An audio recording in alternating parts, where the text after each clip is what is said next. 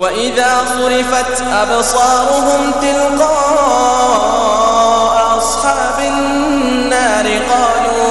قالوا ربنا لا تجعلنا مع القوم الظالمين.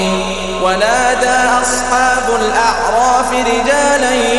يعرفونهم بسيماهم قالوا ما أغنى عنكم جمعكم وما كنتم تستكبرون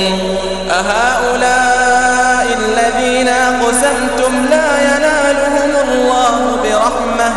ادخلوا الجنة لا خوف عليكم ولا أنتم تحزنون.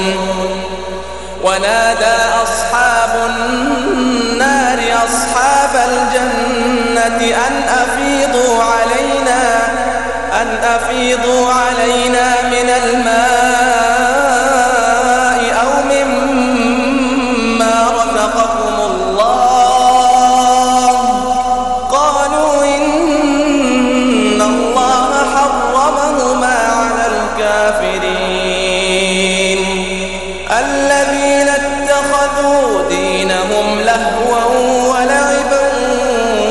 وغرتهم الحياة الدنيا فاليوم ننساهم